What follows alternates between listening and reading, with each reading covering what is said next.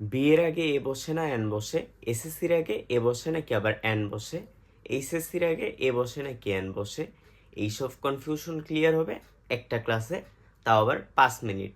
হ্যাঁ, 5 মিনিট আমাকে সময় দাও, পুরো কনফিউশন ক্লিয়ার করে দেবো ইনশাআল্লাহ। দেখো, অ্যাব্রিভিয়েশনগুলোর ক্ষেত্রে সাধারণত ফার্স্ট লেটার অনুযায়ী বা ফার্স্ট লেটারের প্রোনাউন্সিয়েশন অনুযায়ী এ অথবা এন বসে। এখন দেখো আমি বলি, যদি ফার্স্ট লেটারটা এ থাকে, ই থাকে, আই থাকে, ও থাকে, এস থাকে, এফ থাকে, এক্স থাকে, এম থাকে, এন থাকে, এইচ থাকে, এল থাকে, এস থাকে। যদি এই লেটারগুলো ফার্স্টে থাকে তাহলে এই লেটারগুলো ফার্স্টে থাকলে ওই অ্যাব্রিভিয়েশনের পূর্বে অ্যান বসবে, অ্যান বসবে। এখন আসো এইটা প্র্যাকটিস করা যাক, এখানে আমরা অ্যাপ্লাই করি এবং দেখি কি হয়।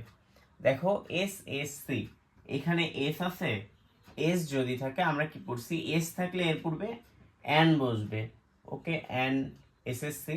এরপরে দেখো এইচ আছে, এইচ থাকলে আমরা কি পড়ছি, অ্যান বসবে, এইচ থাকলে অ্যান, তাহলে অ্যান এইচ এস সি। এরপরে দেখো বিসিএস যেটা আছে, বিএ যেটা আছে, দেখো এগুলোর মধ্যে কিন্তু বি নাই, এগুলোর মধ্যে থাকলে এন বসবে, বাইরে থাকলে এ বসবে। তাহলে বিসিএস বি আছে, এ বিসিএস, এ বি এ। এখন এন জিও, এন আছে কি এর মধ্যে, দেখো চেক দাও, এন আছে, এম এর পরে এন আছে, এন থাকলেও এন বসবে, তাহলে এন এন জিও। এরপরে দেখো এম আছে, তাহলে এমবিবিএস, এন এমবিবিএস। এরপরে বিবিএ, বি, বি কিন্তু নাই, অনুরূপভাবে এ বিবিএ হবে।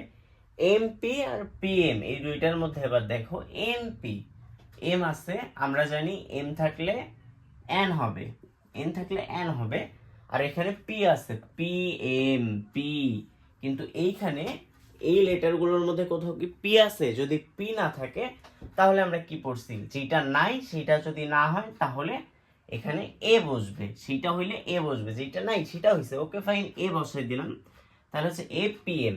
দেখো জিনিসটা জাস্ট উল্টাই গেছে কিন্তু, এনএমপি এপিএম।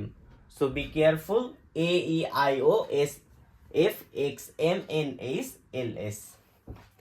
আশা করি তোমাদের ক্লাসটা অনেক উপকার হয়েছে। এইটা হচ্ছে আর্টিকেলের মধ্যে সব থেকে কনফিউজিং একটা বিষয়।